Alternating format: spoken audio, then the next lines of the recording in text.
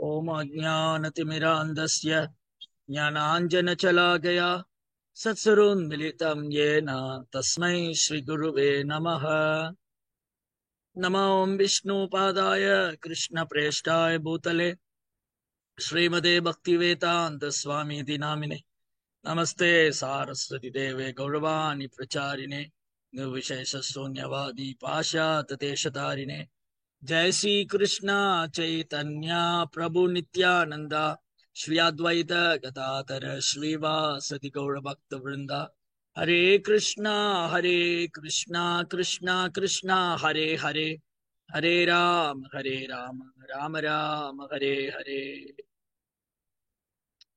हरे कृष्णा பக்தர் எல்லாருக்கும் இனிமையான காலை வணக்கம்.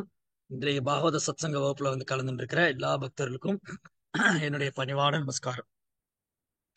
ஸ்ரீமத் பாகவதம் 2ஆம் ஸ்கந்தம் 7வது அத்தியாயம். குறிப்பிட்ட அவதாரங்களும் அது அவதாரத்துக்கான நோக்கமும். இந்த அத்தியாயத்துல நம்ம இதுக்கு முந்தைய வகுப்புல பேசின மாதிரி இந்த அவதாரங்கள், பகவானுடைய பல்வேறு அவதாரங்கள் கடல் அலையை போல ஒன்றின் பின் ஒன்றாக எண்ணிலடங்கா அவதாரங்கள், அனாதிம் அனந்த ரூபம், எல்லையற்ற அவதாரங்கள். இது ஒரு குறிப்பிட்ட இடத்துக்கும் சூழ்நிலைக்கு தகுந்தாற் போல ஒரு குறிப்பிட்ட நோக்கத்தை நிறைவேற்றுவதற்காக பகவான் இருக்கிறார்.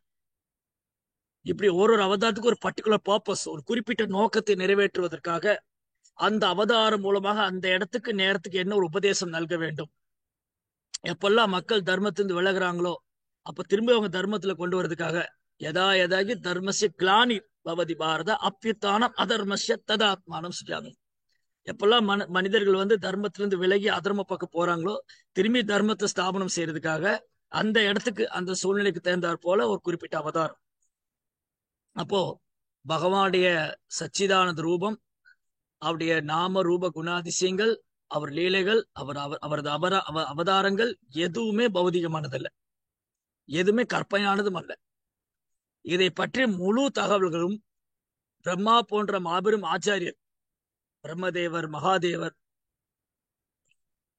ராமானுஜாச்சாரியர், மாதவாச்சாரியர், இந்த மாதிரி மகாதேவர்கள், மகா ரிஷிகள், வெறும் பக்தர்கள், ஆச்சாரியர்மார்கள், அவங்க அதை வர்ணிச்சிருக்காங்க. பின்ன பாகவதம், ஸ்கந்த புராணம், கூர்ம புராணம், விஷ்ணு புராணம், பல்வேறு புராணங்கள்ல புராணங்கள் இதிகாசங்கள்ல கட்டுக்கதை இல்லை. இது வியாச மகரிஷி போன்ற ஒரு தன்னை உணர்ந்த ஆத்மா, அந்த பகவானுடைய அவதாரமான வியாசர் நல்கினதுனால இது குறையற்றது. அப்போ இந்த இந்த அத்தியாயத்துல நம்ம ஒரு அவதாரத்தோட நோக்கமா பார்த்துன்னு வரோம். வராக அவதாரம், ஹரிங்கிற திருநாமம் பகவானுக்கு ஏன் வந்துச்சு, அப்புறம் வேற நல்லா பார்த்தோம். வராக அவதாரம், ஹரி, பிருத்து மகாராஜ், அப்புறம் பிருஷ்ணி கர்ப்பர். இந்த மாதிரி இன்னைக்கு நம்ம பார்க்கக்கூடிய அவதாரம் ரிஷபதேவர். ஏன் பகவான் ரிஷபதேவரை அவதாரம் பண்ணார்? பொதுவாவே மக்களுக்கு பகவானுடைய அவதாரம் அப்படின்னு சொன்னா, அதாவது அவங்க பெரும்பாலும் தமிழ்நாட்டுல மக்கள் என்ன நினைக்கிறாங்கன்னா, பகவானுடைய அவதாரம்னா மகாவிஷ்ணுடைய அவதாரம். மகாவிஷ்ணு 10 அவதாரம் எடுத்திருக்கிறார் அப்படின்னு நினைச்சுக்கிறாங்க. அஸ்ய கூர்ம வராக நரசிங்க வாமன பரசுராம பலராம ராமா கிருஷ்ணா கல்கி, இப்படிதான் இவங்க நினைச்சிட்டு இருக்கிறாங்க. கலியுகத்துல பெரும்பாலான மக்கள் கிருஷ்ணரும் ஒரு அவதாரம் நினைச்சுக்கிட்டு இருக்கிறாங்க. இந்த 10 அவதாரத்துல கிருஷ்ணர் ஒண்ணு, இந்த 10 அவதாரம் மகாவிஷ்ணுடைய அவதாரம் அப்படின்னு பெரும்பாலும் மக்கள் நினைக்கிறாங்க. ஆனா அவதாரங்கள் எல்லையற்றது, அவதார புருஷர்கள் எல்லையற்றவங்க. இந்த அவதாரங்களை 6 வகையாக பிரிச்சிருக்காங்க பாகவதத்துல. பகவானுடைய பல்வேறு அவதாரங்கள், பகவானுடைய எண்ணிலடங்கா அவதாரங்களை 6 கேட்டகரியா பிரிச்சிருக்காங்க.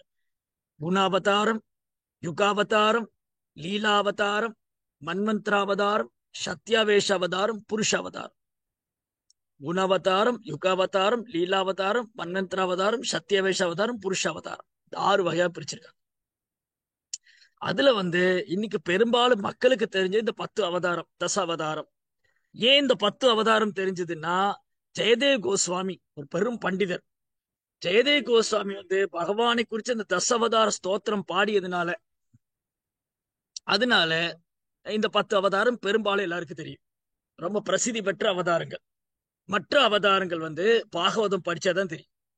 பகவானுடைய எல்லையற்ற அவதாரங்கள், அவருடைய லீலைகள்லாம் வந்து தூய பக்தர்கள் பாகவதர் சங்கத்துல வந்து புஸ்தக பாகவதத்தை பக்தர் பாகவத்திலிருந்து கேட்டு படிக்கும் போதுதான் இந்த ஓரொரு அவதாரத்தோட நோக்கம் என்னன்னு தெரிஞ்சு.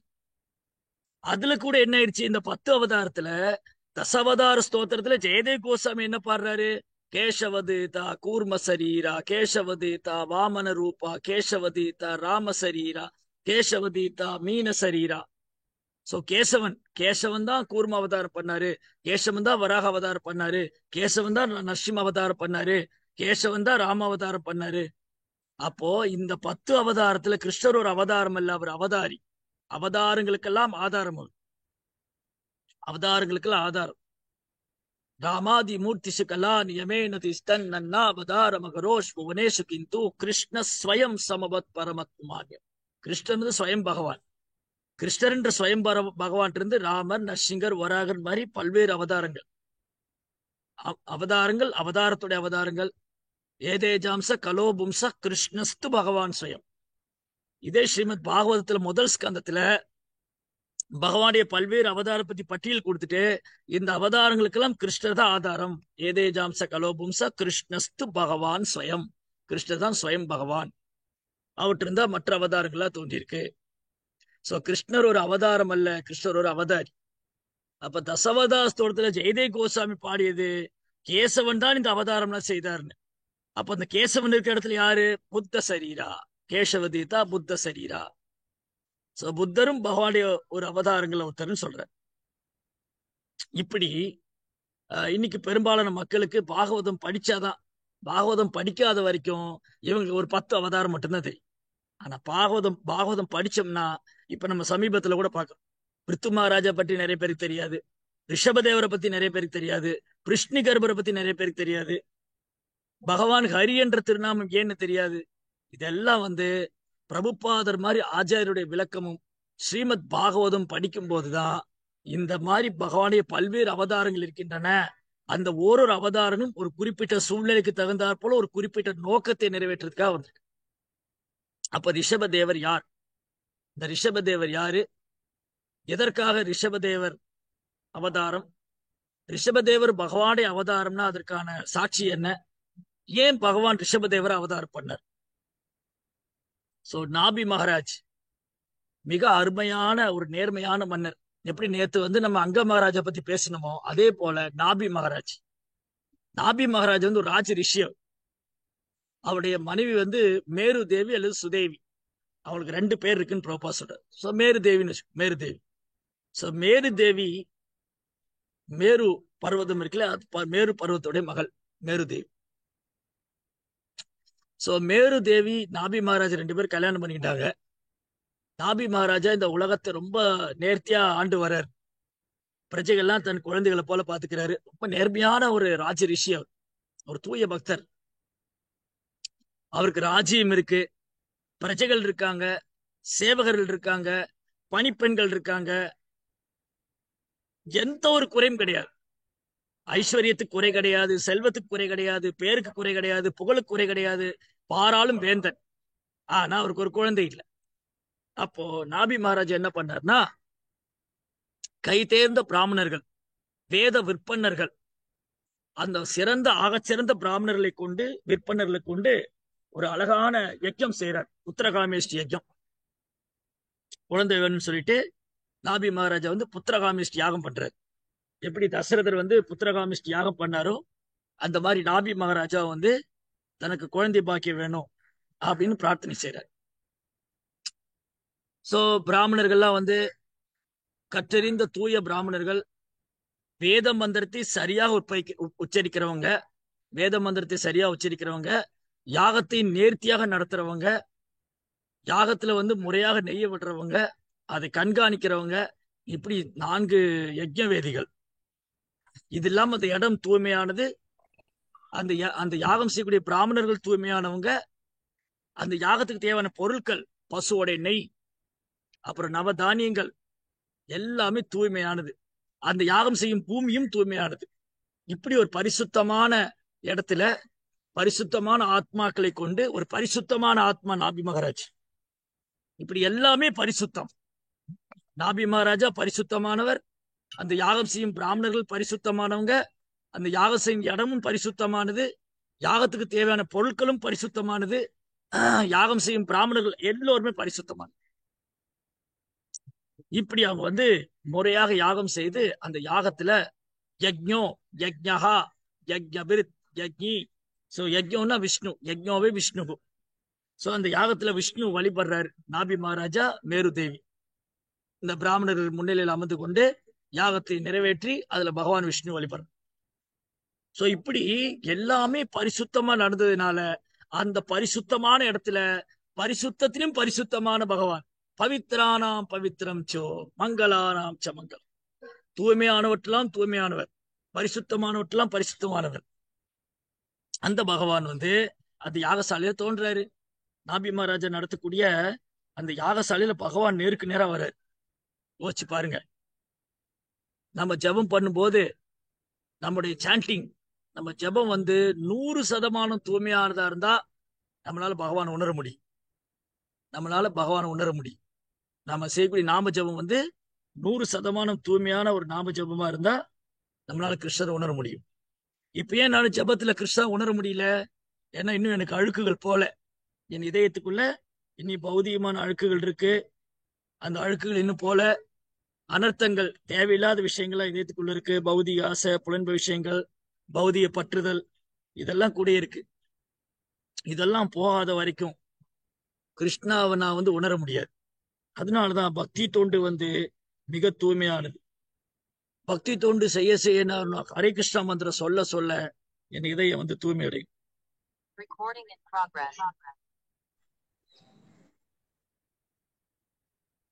சோ நான் சின்சியரா சான் பண்ணிட்டே இருக்கும்போது என் இதயம் தூய்மை அடையும்.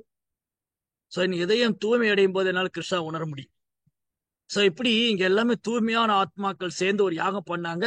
அந்த யாகசாலையில பகவான் தோன்றினார். அப்படியே தாமரை இதழ் போல காது வரை நீண்ட கண்கள், என்றும் வாடாத வைஜெயந்தி மாலையை தோல் அணிஞ்சிருக்கார், மாலை சூடியிருக்கார். மார்புல ஸ்ரீவஸ்திரகுயை, கழுத்துல கௌசுவமணி, மஞ்சள் நிற பீதாம்பராடை, மலைக்காலத்து மேகத்து ஒத்த நிறம், சங்கு சக்கர கதாபத்மத்தோட வனமாலி கதி ஷாங்கே சங்கே சக்கரே சனந்தகே ஸ்ரீமான் நாராயணோ விஷ்ணு வாசுதேவோ பிரகக்ஷத். வாசுதேவ் கிருஷ்ணா சங்கம் சக்கரம் கதை தாமரை ஏந்தி கொண்டு அவங்க முன்னாடி தோன்றினார். இந்த பிராமணர்கள்லாம் சாஷ்டாகமா விழுந்து நமஸ்கரிக்கிறாங்க. நாபி மகாராஜா, அவங்க மனைவி, எல்லாரும் அந்த யாகசாலையில் இருக்கிறவங்க எல்லாம் பரம புருஷோத்தமனான அந்த ஹரி பகவானை வழிபடுறாங்க, பிரார்த்தனை செய்யறாங்க. இப்போ என்ன ஆயிடுச்சுன்னா, இந்த நாபி சரித்திரத்துல முதல் பாடம் பாருங்க. நாபி மகாராஜோட லீலையில நமக்கு நிறைய பாடம் கிடைக்கும். அதாவது ரிஷபதேவர் லீலை, பகவான் ரிஷபதேவருடைய லீலையில அற்புதமான பாடமெல்லாம் இருக்கு. சோ ஃபர்ஸ்ட் இந்த லீலையும் சுவையானது, அற்புதமானது. அதுல பாடங்களும் அளவிட முடியாது. ஏதோ நம்ம புத்தி கட்டின மாதிரி கண்டுபிடிக்கலாம், அவ்வளவுதான். அப்புறம் இந்த பாகவதம் இந்த அத்தியாயத்துல 2ஆம் ஸ்கந்தம் 7ஆம் அத்தியாயத்துல ரிஷபதேவரை பத்தி ஒரு அவுட்லைன் தான் கொடுத்துருக்கு. 5ஆம் ஸ்கந்தம் ஸ்ரீமத் பாகவதம் 5ஆம் ஸ்கந்தத்துல இதை பற்றி முழு வர்ணனைகள் இருக்கு. அப்ப அதை நம்ம படிக்கும் போது இன்னும் நிறைய பிரபுபாவுடைய பொருளுரை படிக்கும் போது இன்னும் நிறைய பாயிண்ட்ஸ், நிறைய பாடங்களை கத்துக்கலாம். சரி, ஃபர்ஸ்ட் இந்த பிராமணர்கள் யஜ்ஞசாலையில பகவான் தோன்றிய போது இந்த பிராமணர்கள் வெக்கப்படுறாங்க, தலை குனிஞ்சு போயிட்டாங்க. ஏன் இந்த பிராமணர் வெக்கப்பட்டு தலை குனிஞ்சு போனாங்க? யாருக்கா பதில் தெரியுமா? இந்த யாகசாலையில பகவான் தோன்றிய பொழுது இந்த யாகம் செஞ்ச பிராமணர்கள் வெக்கப்பட்டு தலை குனிஞ்சு போயிட்டாங்க. ஏன் காரணம் என்னது? யாருக்கா யோசிச்சு சொல்ல முடியும்னா கைது. ஏன் அந்த யஜ்ஞசாலையில பிராமணர்கள் பெரும் தவறு செஞ்சதா வருத்தப்படுறாங்க? சொல்லுங்க மாதாஜி. அந்த அவங்க யஜ்ஞசாலையில அந்த பகவானுக்கு போகா கொடுக்கறத இந்த கிருஷ்ணரும் பலராமரும் அனுப்புறாங்க அந்த குழந்தைகளை, கோபர்களை. இது வேற, நீங்க சொல்ற கதை வேற. அப்படியா? ஓகே. ஆமா, இந்த கதை வேற. நீங்க சொல்றது கிருஷ்ணாவோட லீலை. இங்க நாபி மகாராஜா யாகம் செய்யக்கூடிய யாகசாலையில பகவான் தோன்றிய பொழுது அந்த பிராமணர்கள் வெக்கி தலை குனிந்து வருத்தப்படுறாங்க. என்ன காரணம்? ஹரே கிருஷ்ணா பிரபு. சொல்லுங்க மாதாஜி. ஆஹ் பிரபு, பௌதீகமா கேக்குறோமே அப்படின்னு சொல்லிட்டு அதுக்காக ஆஹ் ஆஹ் இந்த யாகம் செய்யறது எதுக்காக இருக்கணும்? நான் பரம புருஷோத்தமனான பகவானை திருப்தி செய்யறதுக்காக இருக்கணும். ஆனா நாங்க போய் நாபி மகாராஜாவுக்கு ஒரு குழந்தை வேணும்னு கேட்டோமே. இந்த யாகம் நடத்துறது எதுக்காக? நாபி மகாராஜாவுக்கு ஒரு குழந்தை வேணும். மன்னருக்கு சக்கரவர்த்தி இந்த பாராளும் வேந்தன், அவருக்கு புத்திர பாக்கியம் இல்லையே. அந்த மாதிரி ஒரு மகாத்மா, அந்த மாதிரி ஒரு ராஜ ரிஷிக்கு புத்திரன் வேண்டாமா? அந்த புத்திரனவா அடுத்து பின்னாடி நாடு ஆள வேண்டும்.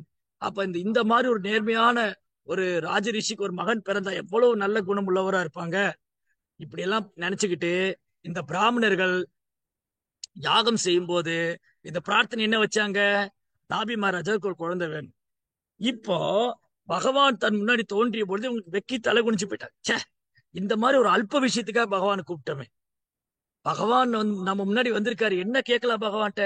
பகவானே, எனக்கு எப்பவுமே உங்க பக்தி தொண்டு கொடுங்க, எனக்கு கிருஷ்ண பிரேமம் கொடுங்க, உங்க ஆன்மீக லோகத்துல எனக்கு ஒரு இடம் கொடுங்க, உங்க வைகுண்ட லோகத்துல எனக்கு ஒரு இடம் கொடுங்க, உங்க கோலோ விருந்தாவனத்துல எனக்கு ஒரு இடம் கொடுங்க, உங்க தாமரை பாதத்துல ஒரு தூசியா என்ன வச்சுக்கோங்க. இந்த மாதிரில பிரார்த்தனை பண்ணணும். வெறுமனே அவரை திருப்திக்காக பண்ணணும். ச்சே, இப்படி பண்ணிட்டேமே. இந்த பிராமணர்கள் வெக்கி தலை குனிஞ்சு. பகவான் புரிஞ்சுக்கிட்டாரு, இந்த பிராமணர்களுக்கு திருப்தி இல்ல. ஏன்னா இந்த யாகம் நான் பகவானுடைய திருப்திக்காக தான் செஞ்சிருக்கணும். ஆனா இப்ப பகவான் இந்த பிராமணர்களை சமாதானப்படுத்துகிறார். அப்படி இல்ல பிராமணர்களே, நாபி எனக்கு மிக பிரியமான பக்தர். நாபி ராஜ ரிஷி. சோ அவருக்கு புத்திரன் வேண்டி நீங்க யாகம் செய்ததுல எந்த ஒரு தவறும் இல்லை. அவருக்கு புத்திரன் கிடைக்கணும்னு நினைச்சு நீங்க யாகம் செஞ்சு பார்த்ததுல அது ஒரு தவறும் இல்ல. நாபி மகாராஜாவுக்கு நானே குழந்தையா வரப்போறேன். நாபி மகாராஜாவுக்கும் மேரு தேவிக்கும் நானே குழந்தையா வருவேன், ரிஷபதேவர் என்ற திருநாமத்துல. நான் இந்த ஜட யோகாங்கிறது என்னன்னு பார்ப்போம். ஜட யோகாவை பத்தி சொல்லுவேன். தென் வர்ணாசிரம முறையை பற்றி பேசுவேன். இந்த மனித வர்க்கம், இந்த மனித குலம் எப்படி பக்குவப்படுத்திக்கிறது தன்னை, இந்த மனித குலம் எப்படி தன்னை பக்குவப்படுத்திக் கொள்வது, எப்படி இந்த மனித வாழ்க்கை சரியா பயன்படுத்திக் கொள்றது, இந்த மனித வாழ்க்கையின் குறிக்கோள் என்ன, இந்த மனித வாழ்க்கையின் குறிக்கோள் என்ன, இதெல்லாம் நானே கத்துக் கொடுப்பேன். இதெல்லாம் நானே கற்றுக் கொடுக்க போறேன் அப்படின்னு சொல்லிட்டு அந்த யாகசாலையில அந்த யஜ்யம் செஞ்ச பிராமணர்கள், நாபி மகாராஜா, மேரு தேவி, அங்கிருந்த அனைவரையும் பகவான் ஆசீர்வதித்தார். நாபி மகாராஜோட கண்ணெல்லாம் கண்ணீர் அப்படியே அருவி மாதிரி வரும். நாபி மகாராஜும் மேரு தேவியும் பகவானுடைய தாமரை பாதம் விழுந்து நமஸ்கரிச்சு பிரார்த்தனை செய்யறாங்க. இந்த பிராமணர்கள்லாம் பகவானை போற்றி புகழ்ந்து பாடுறாங்க. இப்படி எல்லோர் முன்னிலையிலும் பகவான் தோன்றி நாபி மகாராஜாவை ஆசீர்வதித்து விட்டு அந்த யாகசாலையிலும் மறந்து விடுகிறார். சோ பகவான் சொன்ன மாதிரியே சில தினங்கள்ல நாபி மகாராஜாவுக்கும் மேரு தேவிக்கும் பகவான் குழந்தையா பிறக்கிறார், ரிஷபதேவ். சோ ரிஷபதேவரா வந்தார். சோ ரிஷபதேவருடைய குணங்கள், அவருடைய தெய்வீக குணங்கள், அவருடைய போதனைகள், அவருடைய லீலைகள் ரொம்ப அற்புதமானது. குறிப்பா ரிஷபதேவருடைய போதனைகளை பிரபுபாதர் தனியா ஒரு புத்தகமே போட்டிருக்காரு. ஆத்ம யோகம் அப்படின்னு சொல்லி தனியா ஒரு புத்தகம் ரிஷபதேவர். அது மட்டுமல்ல, ஸ்ரீல பிரபுபாதருடைய பெரும்பாலான இடங்கள்ல ரிஷபதேவருடைய உபதேசங்களை கோட் பண்ணுவார். பிரபுபாதுடைய உபன்யாசம் தொடர்ந்து கேட்டுட்டே இருந்தீங்கன்னா அதுல நீங்க பார்க்கலாம். ரிஷபதேவருடைய பிரேயர், அவருடைய டீச்சிங், ரிஷபதேவருடைய உபதேசம், பிரகலாதோட உபதேசம், இதெல்லாம் ரிப்பீட்டடா வரும். அதுல ஒண்ணு ரிஷபதேவருடைய உபதேசம். ஸ்ரீமத் பாகவதம் 5ஆம் ஸ்கந்தம் 5வது அத்தியாயம். அதுல ரிஷபதேவருடைய பொன்னான போதனைகள். ரிஷபதேவர் நாபி மகாராஜாவுக்கு குழந்தையா அவரு அரியாசனத்தில் அமர்ந்தார், ரிஷபதேவ் மகாராஜ். சோ ரிஷபதேவ் மகாராஜிற்கு 100 குழந்தைகள் இருந்தாங்க. பாருங்க, ஒரு வர்ணாசிரம சிஸ்டம். இந்த வர்ண ஆசிரம முறைங்கிறது பிறப்பால் அல்ல அப்படிங்கிறதுக்கு இது 2வது பாடம். சோ முதல்ல என்ன பாடம் படிச்சோம்? ரிஷபதேவ் லீலையில முதல் பாடம் பகவான் பௌதிக தேவைக்காக பகவான்கிட்ட பிரார்த்தனை செய்யக்கூடாது. ஒரு யஜ்யம் செய்யற பிராமணர் அல்லது ஒரு யஜ்யம் செய்யற ஒரு மன்னர், அல்லது இப்படி எடுத்துக்கலாம், கலியுகத்துல பக்தி பண்ணக்கூடிய ஒரு பக்தர், நாம சங்கீர்த்தனம் பண்றக்கூடிய ஒரு பக்தர், நாம ஜபம் பண்ணக்கூடிய ஜப யஜ்யம், சங்கீர்த்தன யஜ்யம் பண்ணக்கூடிய ஒரு பக்தர் பௌதிகத்துக்காக பகவான்கிட்ட பிரார்த்தனை பண்ணக்கூடாது, தேவையில்லை. பௌதிகத்துக்காக பகவான்கிட்ட பிரார்த்தனை செய்ய வேண்டிய அவசியம் இல்லை, அது தானா பின்தொடரும். அதெல்லாம் பை ப்ராடக்டா வரும். எனக்கு பகவான் கிட்ட கிருஷ்ண பிரேமம் வரும்.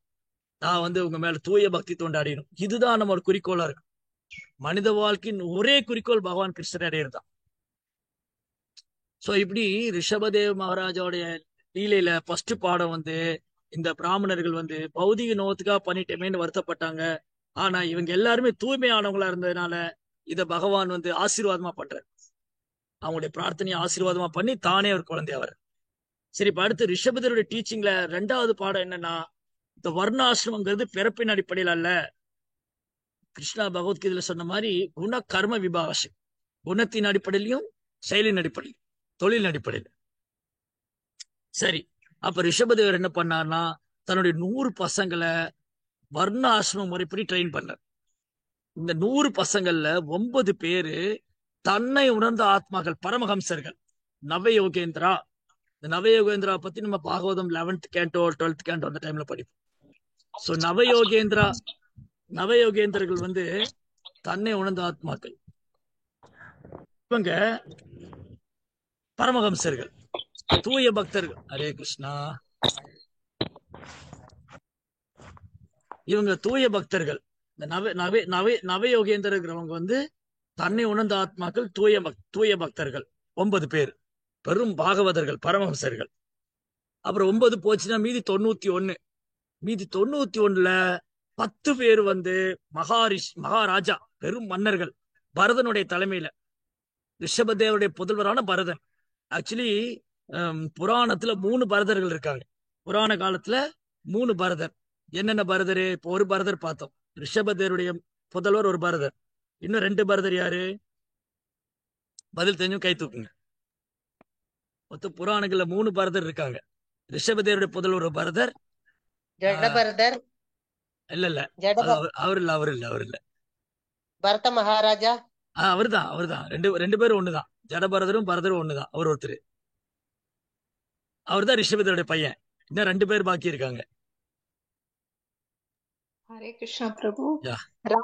ராமர் அந்த இதுல வர்ற பரதர் ஒருத்தர். தெளிவா சொல்லிருங்க. லட்சுமணர் பரதர், ராமருடைய சகோதரன் பரதர். ஒரே வார்த்தையில் சொன்னா ராமருடைய சகோதரன் பரதர். அது தெளிவாயிருச்சா? அச்சா, சரி, 2 பேர் ஆச்சு. இன்னும் ஒரு பரதர். இந்த சகுந்தலை அந்த அவங்களோட துஷ்யந்த பரதன், சகுந்தலையின் புதல்வன் துஷ்யந்த பரதர். சோ 3 பரதர். துஷ்யந்த பரதா, ராமருடைய சகோதரன் பரதா, அப்புறம் இந்த பரதா ரிஷபதனுடைய புதல்வன். மொத்தம் 3 பரதா. இப்ப இங்க நம்ம பாக்குறது கிருஷ்ணா, சோ இங்க ரிஷபதருடைய 100 பசங்கள்ல 9 பேரு பரமஹம்சர்கள், மகா பாகவதர்கள், தன்னை உணர்ந்த ஆத்மாக்கள். மீதி 91 பேர்ல பரதருடைய தலைமையில 10 பெரும் மகாராஜாக்கள், பெரும் பேரரசர்கள், 10 பேர் பெரும் ராஜாக்கள் பரதருடைய தலைமையில. அதனாலதான் இந்த பாரத வருஷம், இந்த பூமி, இந்த நிலப்பகுதி, இந்த ஒட்டுமொத்த நிலப்பகுதி, entire earth planet, not only in India, India மட்டும் இல்ல, இந்த பாரதம் மட்டும் இல்ல, ஒட்டுமொத்த நிலப்பகுதியும் பூகோளம் முழுவதும் பரதன் ஆள்வதற்கு முன்பாக இலாவிரத வருஷம்னு பேர். இந்த ஒட்டுமொத்த நிலப்பகுதியும் பூகோளம் முழுவதும் ரிஷபதேவரின் புதல்வரான பரதன் ஆள்வதற்கு முன்பாக இலாவிரத வருஷம் பேர். பரதனுடைய ஆட்சி காலம் பொற்காலமா இருந்ததுனால இந்த இலாவிரத வருஷம் பாரத வருஷம் அழைக்கப்பட்டது. Bharatam, entire earth planet, not only in India. நல்லா புரிஞ்சுக்கணும், இந்தியா மட்டும் பாரதம் அல்ல, இந்த ஒட்டுமொத்த நிலப்பகுதி பூகோளம் முழுவதுமே பாரத வருஷம், பாரதம். அதுக்கப்புறம் கலியினுடைய தாக்கத்தினால கொஞ்சம் கொஞ்சம் போய் இப்ப இந்தியா பாரதம்னு போய் அது இந்தியான்னு ஆயிடுச்சு. ஆக்சுவலி இந்த நிலப்பகுதி, இந்த இந்தியா, இந்த பாரதம் வேர்ல்டு கேபிட்டல், உலகத்தோட தலைநகரம். ஒரு காலத்துல என்டையர் எர்த் பிளானட்டுக்கு கேபிட்டலா இருந்தது இந்த பாரதம். ஹஸ்தினாபுரம், அயோத்தியா, இது வேர்ல்டு கேபிட்டல். World capital. பெரும் ஆகச்சிறந்த பெரும் பேரரசர்கள், ராஜ ரிஷிகள் ஆண்ட பூமி இது.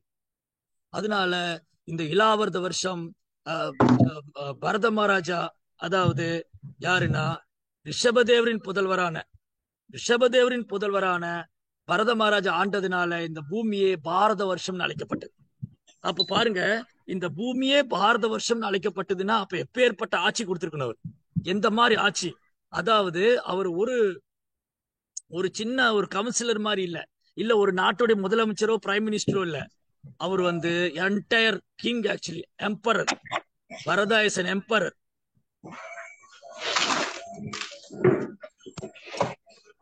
Krishna, so many disturbances. So sorry, இந்த மாதிரி தான் யாராவது பண்ணிக்கிட்டே இருப்பாங்க. இந்த ஆன்லைன் கிளாஸ்ல ஏதாவது ப்ராப்ளம். ஆன்சைட் கிளாஸ்ன்னு வச்சுக்கோங்களேன். ஆன்சைட் கிளாஸா இருந்தா அப்படியே கேட்டுட்டு இருப்பாங்க. ஆன்சைட் கிளாஸ்லயும் ப்ராப்ளம் தான். ஆன்சைட் கிளாஸ்ல என்ன ப்ராப்ளம்னா, உட்காந்துட்டு வரவங்களை போறவங்களை பாக்குறது, பின்னாடி பாக்குறது, விட்டத்தை பாக்குறது, தரையை பாக்குறது, பூமியை பாக்குறது, ஆகாசத்தை பாக்குறது, பல்ல நோட்டுறது, காதை நோட்டுறது, கண்ணை நோட்டுறது, மூக்க நோட்டுறது, எப்படா கிளாஸ் முடியும் நினைச்சுக்கிட்டே இருப்பாங்க. இது ஆன்சைட் கிளாஸ்ல உள்ள ப்ராப்ளம். ஆன்லைன் கிளாஸ் என்னன்னா, இந்த மாதிரி வீடியோல கனெக்ட் ஆகிக்குவாங்க. அப்புறம் ஏதாவது பாத்திரம் மட்டத்தை உருட்டிட்டு இருப்பாங்க, கிச்சன்ல சமைச்சுக்கிட்டு இருப்பாங்க, எதையாவது பண்ணிக்கிட்டு இருப்பாங்க. கிளாஸ் கேட்கறாங்களா இல்லைன்னு தெரியாது. இதுல ஸ்பீக்கரை வேற ஆன் பண்ணி வச்சிருவாங்க. இந்த மாதிரி ஒரு நகைச்சுவைக்காக சொல்லுவாங்கல்ல, என்ன சொல்லுவாங்கன்னா, ஒரு மனுஷன் வெளியே போயிட்டு வர்றதுக்குள்ள என்ன பிரச்சனை எல்லாம் சந்திக்க வேண்டியது இருக்குன்னு. அந்த மாதிரி ஒரு உபன்யாசம் பண்ணி முடிக்கிறதுக்குள்ள எவ்வளவு தொந்தரவுகள்லாம் டாலரேட் பண்ண வேண்டியது இருக்கு. சரி, it's okay, it's part of it. Krishna நம்ம பொறுமையெல்லாம் சோதிப்பார் இப்படிதான். சோ என்ன பேசிட்டு இருந்தோம் நம்ம? பாரத வருஷம் பேசிட்டு இருந்தாங்க. பாரத வருஷம். ஸோ இப்படி இந்த என்டையர் எர்த் பிளானட்டும் பூகோளம் முழுவதுமே ரிஷபதேவரின் புதல்வரான பரத மகாராஜ் ஆண்டதினால் இது பாரத வருஷம் பேர். பாரத வருஷம். அப்போ பாருங்க, ரிஷபதேவர் எந்த மாதிரி தன் மக்களுக்கு பயிற்சி கொடுத்துருக்காங்க. ரிஷபதேவர் தன் மகன்கள் 100 பேர்ல 9 பேரை ஆகச்சிறந்த பெரும் பாகவதர்கள், பரமஹம்சர்கள் ஆக்கிட்டார். மீதி 91 பேர்ல 10 பேரை பரதனுடைய தலைமையில பெரும் மன்னர்களா உருவாக்குற பெரும் சத்திரியர்கள். அதுக்கப்புறம் மீதி 81 பேரும் ஆகச்சிறந்த வேத விற்பனர், பெரும் பண்டிதர்கள், பிராமணர்கள். ஒரு ராஜாவுக்கு பிறந்த குழந்தைங்க, ஒரு ராஜாவான ரிஷபருக்கு பிறந்த குழந்தைங்க, ரிஷபதேவருக்கு பிறந்த குழந்தைகள்ல சாதுக்கள் பரமஹம்சரும் இருக்காங்க, ராஜ ரிஷிகளும் இருக்காங்க, பிரம்ம ரிஷி பிராமணர்களும் இருக்காங்க. ஸோ தட் மீன்ஸ் பிறப்பால் அல்ல, பயிற்சியில் இருக்கு. பிறப்பால் அல்ல. ரிஷபதேவருக்கு பிறந்த குழந்தைகள் எல்லாமே சத்திரியர்கள் இல்லை. ரிஷபதேவருக்கு பிறந்த குழந்தைகள் எல்லாமே பரமஹம்சர்கள் இல்லை. ரிஷபதேவருக்கு பிறந்த குழந்தைகள் எல்லாமே பிராமணர்கள் இல்லை. அவங்களுக்கான பயிற்சி கொடுக்கப்பட்டது. அந்தந்த குழந்தைகளுடைய குணத்துக்கும் சுபாவத்துக்கும் தொழிலுக்கும் ஏற்றாற் போல பயிற்சி. இதுதான் குருகுல திட்டம். குருகுல பாடத்திட்டம் என்னன்னா, கல்வியை திணிக்கிறது இல்லை. இன்னைக்கு நீ இதை படிச்சுதான் ஆகணும், நீ இது படிச்சுதான் ஆகணும், நீ டாக்டர் ஆகணும், நீ என்ஜினியர் ஆகணும், நீ போலீஸ் ஆஃபீஸர் ஆகணும் அப்படின்னு போட்டு திணிக்கிறோம். இந்த மாதிரி இல்லை இந்த கல்வி. ஸோ இன்னைக்குள்ள கல்வி திட்டம் குறையுள்ள கல்வி திட்டம். இதில் என்ன ஆகுதுன்னா, கட்டாயமாக இது படிச்சுதான் ஆகணும். ஆனால் வேத கல்வி அப்படி இல்லை. ஒருத்தருடைய சுபாவத்துக்கு அனுசரித்து, அவருடைய குணத்துக்கு அனுசரித்து, அதற்கு தகுந்தாற் போல கல்வி. அப்போ ரிஷபதேவருடைய 100 குழந்தைகளில் 9 பேர் தன்னை உணர்ந்த ஆத்மாக்கள், பரமஹம்சர்கள், 10 பேர் பரதருடைய தலைமையில் பெரும் மன்னர்கள், 81 பேர் ஆகச்சிறந்த பிராமணர்கள். இப்படி தன் மகன்களை உட்கார வச்சு ஒரு நாள் ரிஷபதேவா மிக அற்புதமான உபன்யாசம், லெக்சர் கொடுக்குறார், இன்ஸ்ட்ரக்ஷன், உபதேசங்கள் கொடுக்குறார். இது ரிஷபதேவர் தன் மகன்களுக்கு மூலமாக நமக்கு கொடுக்குறார். ரிஷபதேவா தன் மகன்களுக்கு உபதேசிக்கிற மாதிரி நமக்கு கொடுக்குறார். ஸோ வெரி பியூட்டிஃபுல் ப்ரேயர், எல்லாம் பியூட்டிஃபுல் இன்ஸ்ட்ரக்ஷன், ரொம்ப அழகான உபதேசங்கள். நாயம் தேகு தேகு பாஜா நிர்லோகே கஷ்டான் காமான் அர்ஹதிர் புஜாஞ்சி தபோ திவ்யம் புத்திரஹாயன சத்வம் சூதேத தஸ்யாத் பிரம்ம சௌக்கியம் தனன்யம். ஓ என் அருமை மைந்தர்களே, ரிஷபதேவர் நம்மளை பார்த்தா சொல்றாரு, நாமும் பகவானுடைய குழந்தைகள் தான். ஸோ நாமளும் கிருஷ்ணாவுடைய குழந்தைகள் தான். ஸோ ரிஷபதேவர் நம்ம பார்த்து சொல்றாரு, ஓ என் அருமை மைந்தர்களே, புதல்வர்களே, நாயம் தேக தேக பாஜா நில்லோ கஷ்டான் காமான் அர்ஹதிர் புஜாங்க. இந்த புலன்பம் இருக்கு இல்லையா, இந்த புலன்பம் எல்லார் வாழ்க்கையிலும் இருக்கு. ஆடு மாடு கோழி கொசுவோடைய வாழ்க்கையிலேருந்து எல்லா வாழ்க்கையிலும் இருக்கு. மலம் தின்னும் பன்றியோட வாழ்க்கையிலும் புலன்பம் இருக்கு, பீர் பூஜாங்க. அதனால புலன்பத்துக்காக அல்ல இந்த வாழ்க்கை. தபோ திவ்யம், தப வாழ்க்கையை வாழுங்க, தபம் செய்யுங்க. இதனால நீங்க என்ன ஆவீங்க, பிரம்மத்தை ஆனந்தம் அடையும். தபோ திவ்யம் புத்திரஹாயன சத்தம் சேதத் தஸ்யாத் பிரம்ம சௌக்கியம் தனன்யம். அழிவற்றதான பாதை, பிரம்மனில் நிலைத்திருப்பது. நான் இந்த உடல் அல்ல ஆத்மா, நான் கிருஷ்ணாவுடைய சேவகன், நான் இந்த உடல் அல்ல ஆத்மா, நான் கிருஷ்ணாவுடைய சேவகன் சொல்லி பிரம்மனில் நிலைத்திருப்பதே வந்து அழிவற்ற பாதை. ஸோ ரிஷபதேவர் என்ன சொல்றாரு, நம்மள அழிவற்ற பாதைக்கு வாங்க, தன்னை உணர்ந்த ஆத்மா. அப்போ ரிஷபதேவர் கற்றுக் கொடுக்குற யோகம் வந்து தன்னை உணர்ந்த ஆத்மா, தன்னை உணர்ந்த ஆத்மா இருக்கு. ஸோ ஃபர்ஸ்ட் யஜ்யம் செய்கிற பிராமணர்களை ரிஷபதேவர் என்ன சொன்ன என்ன எடுத்துக்கிட்டாங்க, முதல் பாடம் இந்த யஜ்யம் வந்து பௌதிகத்துக்காக செய்யக்கூடாது. பட் ஆனாலும் இங்க வந்து ரிஷபதேவர் ஒரு தூய பக்தரா இருந்ததுனால, சாரி நாபி மகாராஜா ஒரு தூய பக்தரா இருந்ததுனால பகவான் ஒரு குழந்தைய வந்தார். செகண்ட் திங் வந்து வர்ணாசிரமம் பிறப்பின் அடிப்படையில் அல்ல. வர்ணாசிரமம் பிறப்பின் அடிப்படையில் இருக்குமானால் ரிஷபதேவருடைய பசங்க இந்த மாதிரி வேற வேற கேட்டகரியா இருக்க மாட்டாங்க. எல்லாரும் ஒன்று சத்திரியனா இருக்கணும், எல்லாம் ஒன்று சூதரனா இருக்கணும், எல்லாம் ஒன்று வைஷ்ணவனா இருக்கணும், இல்லை எல்லாத்துக்கும் பிராமணரா இருக்கும். அப்படி இல்லை. ஸோ வர்ணாசிரமம் பிறப்பின் அடிப்படையில் கிடையாது. மூணாவது, இந்த மனித வாழ்க்கை புலன்பத்துக்காக அல்ல, இந்த மனித வாழ்க்கை தப வாழ்க்கை வாழ்றதுக்காக அப்படின்னு தபத்தை பற்றி சொல்கிறார். தபம். அப்போ இந்த ரிஷபதேவ அவதார நோக்கம், அந்த ரிஷபதேவரோட அவதார நோக்கம் என்னன்னா, நம்ம எப்படி மனதையும் புலன்களை கட்டுப்படுத்தி தன்னை உணர்ந்த ஆத்மாவில் நினைச்சிருக்கு, தன்னில் திருப்தி அடைகிறது, தனக்குள் திருப்தி அடைகிறது, தனக்குள் திருப்தி அடைகிறது, ஆத்ம ஞானத்தில் நிலை பெற்றிருக்கிறது. ஸோ இதுதான் ரிஷபதேவருடைய மெயின் டீச்சிங், ஆத்ம ஞானத்தில் நிலை பெற்றிருக்கிறது. அதனால தான் ரிஷபதேவ் சொல்றாரு, இந்த மனித வாழ்க்கையை புலன்பத்துக்காக அல்ல, தபம் செய்யுங்க, தபம் செய்யுங்க. ஸோ அதனால இங்க ரிஷபதேவர் சொல்லிக் கொடுக்குற யோகம் என்னன்னா ஜட யோகா. இந்த ஜட யோகாவோட பர்பஸ் என்னன்னா, மனதைய புலன்களை கட்டுப்படுத்துறது தான். பௌதீகமான புலன்கள், இந்த ஜட புலன்களையும், இந்த புலன்களுக்கு உள்ள இருக்கிற சூட்சம சரீரம், இந்த ஸ்தூல சரீரம், இந்த ஜட புலன், இந்த ஸ்தூல சரீரத்துக்கு உள்ள இருக்கிறது சூட்சம சரீரம் மனம். ஸோ இந்த மனம் புலன்கள் இதையெல்லாம் வந்து கட்டுப்படுத்துவது, இதையெல்லாம் ஒருநிலைப்படுத்துறதா வந்து ஜட யோகா. ஸோ இந்த ஜட யோகா வந்து அந்த டைம்ல ரிஷபதேவர் காலத்தில், அந்த காலத்தில் இது வந்து நடைமுறையில் இருந்தது. அந்த மாதிரி யோகம் பயிற்சி பண்ணுறதுக்கு திறமை வாய்ந்த தகுதி வாய்ந்த குருமார்கள் இருந்தாங்க பயிற்சி கொடுக்கறது. அதை பயிற்சி பண்ணுறதுக்கு திறமை வாய்ந்த சீடர்களும் இருந்தாங்க. இப்போ இந்த ரிஷபதேவருடைய அந்த டீச்சிங்கில் பார்த்தீங்கன்னா, எப்படி இந்த பௌதிகத்தில் பற்றுதல் இல்லாமல் இருக்கணும், பௌதிக புலன்பு விஷயங்களை பற்றுதல் கொள்ளக்கூடாது, பௌதிகத்தில் விரக்தி ஏற்படணும். பௌதிகத்தில் பற்றுதல் இருக்கிற வரைக்கும் ஒருத்தர் தண்ணில் திருப்தி அடைய முடியாது, ஆத்ம திருப்தி அடைய முடியாது. ஆத்ம ஞானமும் ஆத்ம திருப்தியும் புலன்பத்தில் இருக்கிறவங்களுக்கு அடைய முடியாது. புலன்பத்தில் மூழ்கி போயிருக்கிறவங்க என்ன பண்ண முடியாது, ஆத்ம ஞானத்தில் லயிச்சிருக்க முடியாது. ஆத்ம ஞானத்தில் லயிக்காம, ஆத்ம யோகத்தில் லயிக்காம ஆத்மாவின் ஆனந்தத்தை அனுபவிக்க முடியாது, ஆன்மீக தளத்தில் ஆனந்தத்தை அனுபவிக்க முடியாது, பிரம்ம சௌக்கியம், அந்த பிரம்ம சௌக்கியத்தை அனுபவிக்க முடியாது. அதனால ரிஷபதேவருடைய டீச்சிங் பூராவே, அவருடைய உபதேசங்கள் முழுவதும் இதே சார்ந்துதான் இருக்கும். பும்சஸ்திரிய மிதினி பாவமே, இது ரொம்ப ஃபேமஸ் ஸ்லோகா, இதெல்லாம் ரொம்ப ஃபேமஸ் ஸ்லோகா. ஒரு ஆண் பெண்ணு பார்க்குறாங்க, உடனே இதயத்தில் முடிச்சு ஏற்பட்டுருது, உடனே அந்த ஆண் பொண்ணை கல்யாணம் பண்ணிக்கிறாங்க. அப்புறம் குடும்பம், சமுதாயம், குடும்பம், நிலம், வீடு, கிரக கஷேத்திர சுத்தாப்த வித்தை, ஜனசிய மோகோயம் அகம் மமேதி. ஒரு ஆண் பொண்ணு கல்யாணம் பண்ணோடனே நிலம் வேணும், அப்புறம் வீடு, அப்புறம் குழந்தைங்க, அப்புறம் வந்து தேவையான பொருட்கள், அப்புறம் உறவினர்கள் எல்லாம் அடுத்தடுத்து வந்துடுவாங்க. கடைசியில் என்ன ஆகும், இது நான் தான், இது என் மனைவி, என் குழந்தை, என் உறவினர், என் நண்பர், என் வீடு, என் நிலம். கடைசியில் அகங்காரம், அமகாரம். ஸோ இது எங்கேருந்து ஆரம்பிக்குது, பௌதிக பற்றுதல் ஆரம்பிக்குது, பௌதிக பற்றுதல்கள். ஸோ இப்படி நம்ம ஸ்ரீமத் பாகவத்துடைய 5ஆம் ஸ்கந்தத்தில் பார்த்தோம்னா, ரிஷபதேவர் வந்து ரொம்ப பியூட்டிஃபுல்லாக எக்ஸ்பிளைன் பண்ணுறார், எப்படி ஒரு ஆன்மீக குருவை அணுகணும். ஆன்மீக குருவை அணுகி அவருக்கு பணிவாக அடக்கமாக சேவை செய்து அவர்கிட்ட கேள்வி கேட்டு ஆத்ம ஞானத்தை பெற்றுக்கொள்ள வேண்டும். அந்த பெற்றுக்கொண்ட ஆத்ம ஞானத்தை நடைமுறையில் பயிற்சி செய்ய வேண்டும்.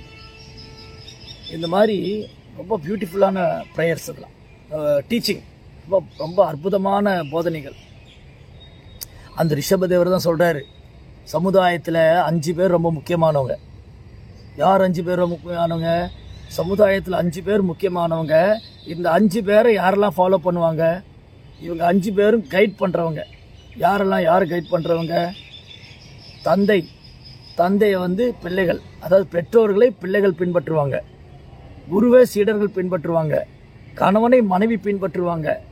ராஜாவை பிரஜைகள் பின்பற்றுவாங்க, தேவர்களை மக்கள் பின்பற்றுவாங்க. அதனால இந்த 5 பேரும் வந்து ரொம்ப ஹைலி ரெஸ்பான்சிபிள் பர்சன்ஸ்.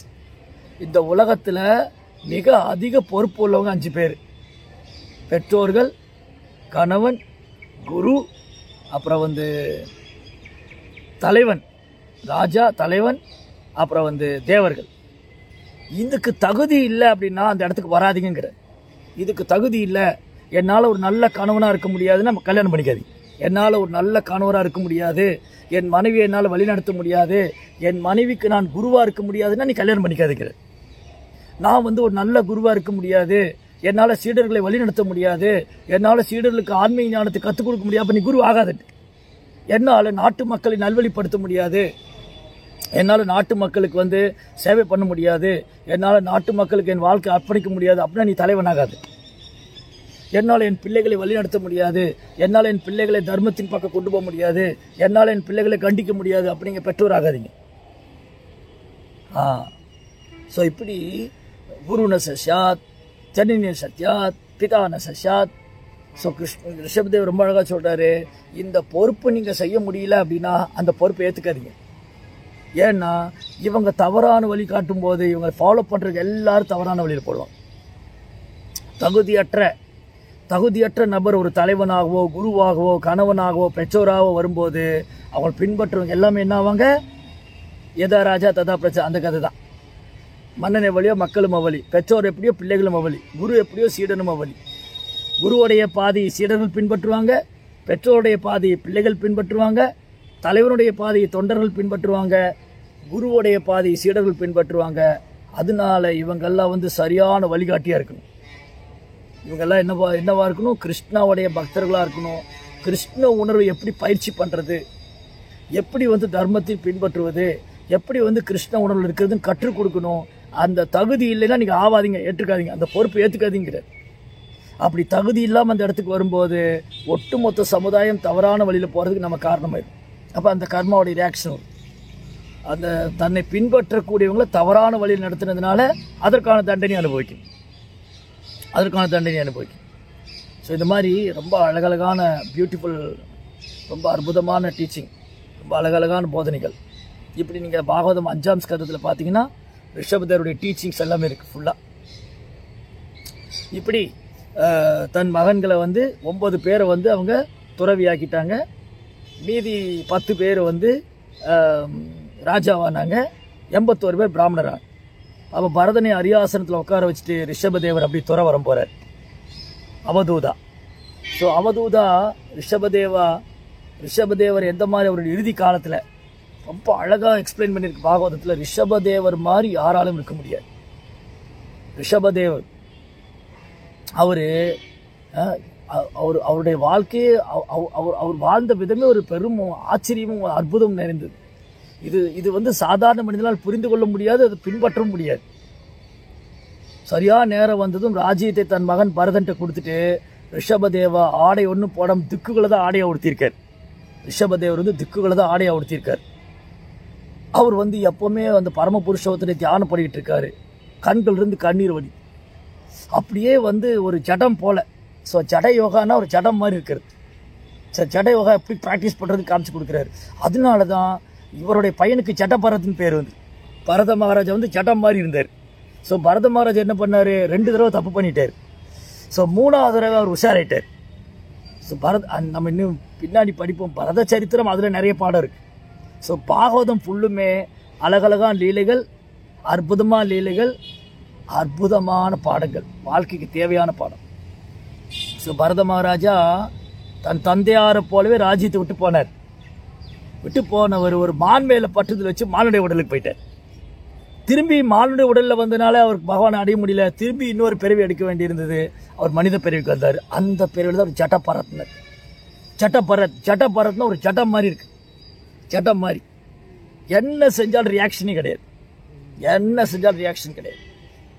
ஸோ இந்த மாதிரி இருக்கிறது ரொம்ப கஷ்டம். அது நம்மளை போல உள்ளவங்களுக்கு நினச்சி கூட பார்க்க முடியாது. திட்டுனாலும் திட்டு வாங்கிக்கணும், புகழ்ந்தாலும் அமைதியாக இருக்கணும்.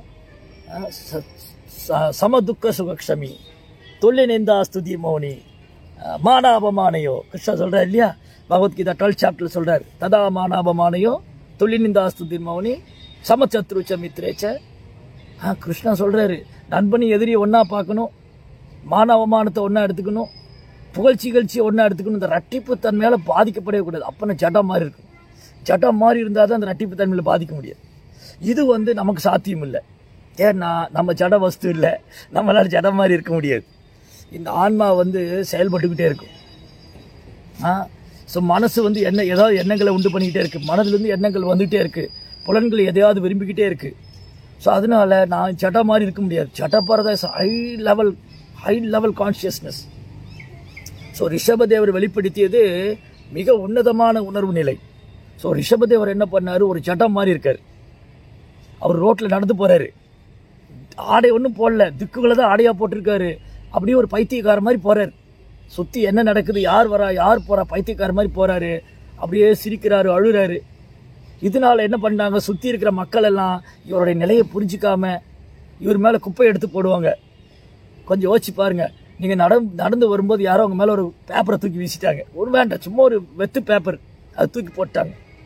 எப்போ அறிவு உள்ளவனுக்கு ஆள் வர்றது தெரியாது, சண்டைக்கு போயிடுவோம். நம்ம ஒரு சின்ன பேப்பரை தூக்கி போட்டார், ஒரு வெத்து பேப்பரை தூக்கி போட்டாலும் சண்டைக்கு போயிடுவோம். குப்பையே தூக்கி போட்டால் எப்படி இருக்கும்? ரிஷபதேவர் வரும்போது குப்பை தொட்டியை தூக்கி அப்படியே ஒரு மேலே போடுவாங்க. இது கூட பரவாயில்ல, அவர் மேலே மலமூத்திரம்லாம் கழிச்சிடுவாங்க. ரிஷபதேவர் மேலே யூரின் பாஸ் பண்ணுவாங்க குழந்தைகள்லாம். அவர் தெருவில் ரிஷபதேவர் தெருவில் நடந்து வரும்போது நீங்கள் பாகவதம் 5ஆம் ஸ்கந்தத்தில் அந்த ஃபோட்டோஸ் எல்லாம் போட்டிருப்பார் பிரபுபாத். ரிஷபதேவர் நடந்து வரும்போது என்ன நடக்கணும், அந்த ஃபோட்டோவெல்லாம் இருக்குது 5th cantoல. ரிஷபதேவர் நடந்து வரும்போது அவர் மேலே குழந்தைகளை யூரின் பாஸ் பண்ணுவாங்க, அவரை கல்லை விட்டு அடிப்பாங்க. பெண்கள்லாம் அவரை நினச்சி கேலி பண்ணி நகையாடுவாங்க. இப்படி அந்த பரமஹம்ச ரிஷபதேவருடைய பரமஹம்ச நிலையை அறியாதவங்க, ரிஷபதேவருடைய உன்னதமான நிலையை அறியாதவங்க, அவர் ஒரு பைத்தியக்காரன், ஒரு மந்த புத்திக்காரன், அவருக்கு ஒன்றுமே தெரியாது, ஒரு ஜடம், ஒரு உணர்ச்சியும் கிடையாது, ஒரு ஜடம் மாதிரி நினச்சிட்டு. அதனால அவர் மேலே குப்பையை போடுவாங்க, அவர் மேலே கல்லை விட்டு அடிப்பாங்க, யூரின் பாஸ் பண்ணுவாங்க. நோ எனி ரியாக்ஷன், ஒரு ரியாக்ஷன் கிடையாது. எச்ச துப்புவாங்க. நம்ம மேலே தெரியாமல் ஒரு துளி எச்சப்பட்டட்டும், ஏன்னா சண்டைக்கு ஒரு வழி ஆக்கிடுவான். என்ன தைரியம் இருந்தால் என்ன நீ எச்ச துப்பிட்ட, நீ சண்டைக்கு போயிடுவோம். ரிஷபதேவர் மேலே எச்ச துப்புறாங்க, யூரின் பாஸ் பண்ணுறாங்க. இதெல்லாம் கண்டு காணாத மாதிரி பாரு. இதுதான் ஜடம், இதுதான் ஜட யோகா. இதெல்லாம் நம்ம கற்பனை கூட பண்ணி பார்க்க முடியாது. நம்மளை மாதிரி உள்ள ஆத்மாவுக்கு, கட்டுண்ட ஆத்மாவுக்கு இந்த நிலையை கற்பனை செய்து கூட பார்க்க முடியாது. அப்பேற்பட்ட உன்னதமான நிலை. சில நேரம் ரிஷபதேவர் என்ன பண்ணுவார், மலம் கீழே படுத்திருப்பார், தரையில் படுத்திருப்பார், அங்கேயே மலம் மூத்திரம் கழிச்சிருவார், அது மேலேயே படுத்திருப்பார். கொஞ்சம் யோசிச்சு பாருங்க. சொந்த மலம் மூத்திரத்தில் நம்மளால் படுக்க முடியாது. நம்ம மலம் மூத்திரம் கழிச்சா அது நம்மளாலே படுக்க முடியாது, அவ்வளோ துர்நாற்றம் வீசும். ஆனால் ரிஷபதேவர் மலம் கழித்த பொழுது அதில் அரோமா, சென்ட், ஸ்மெல்லு அந்த ஊர் பூரா மணக்கு. யோசிச்சு பாருங்க. இதனால தான் இங்கே பிரபுபாத் சொல்கிறார். பிரபுபாத் பொருளர் என்ன எழுதியிருக்காரு, எவனாவது கடவுளுடைய அவதாரம் சொன்னால் அவனை மலம் கழிக்க சொல்லுங்க, அவன் மனம் மணக்குதான்னு பார்க்கலாம். அவனுடைய மனம் ரிஷபதேவரை யாரோ நகல் பண்ண நினச்சா, ஓ ரிஷபதேவர் மாதிரி நானும் பண்ணுவேன், நானும் ஒரு தன்னை உணர்ந்த ஆத்மா தான், நான் ட்ரெஸ்ஸு போட மாட்டேன், நான் என்ன பண்ணாலும் நான் டாலரேட் பண்ணிக்குவேன், இமிட்டேட் பண்ணுறேன். ரிஷபதேவரை யாரை இமிட்டேட் பண்ணால் உடனே அடுத்து பிரபுபாத் என்ன சொல்கிறாரு, அப்போது ரிஷபதேவர் மலம் கழிச்சு போது அங்கே அரோமா, சென்ட், ஸ்மெல் வீசிச்சு, ஓ ரிஷபதேவரை நகல் பண்ணும் அயோக்கியனே, நீ மலம் கழிச்சு பாரு, சென்ட் ஸ்மெல் வருதான், துர்நாற்றம் அடி, துர்நாற்றம். அதனால ரிஷபதேவரை நம் நகல் பண்ணக்கூடாது. பிரபுபாதர் என்ன சொல்றாரு, ரிஷபதேவரை நம்ம நகல் பண்ணக்கூடாது, அவர் போதனைகள் தான் ரொம்ப முக்கியம். Teaching of lord Rishabha, teachings of lord Rishabha is very very important தான் imitating. Imitating is first action. ஒரு ரிஷபதேவரை நகல் பண்ணுறது அயோக்கியத்தனம், ரிஷபதேவரை நகல் பண்ணுறது அயோக்கியத்தனம். ஆனால் ரிஷபதேவருடைய போதனையை பின்பற்றுறது உயர்ந்தது. அதனால தான் இந்த ரிஷபதேவர் அப்படி காட்டுக்குள்ளே போனார்.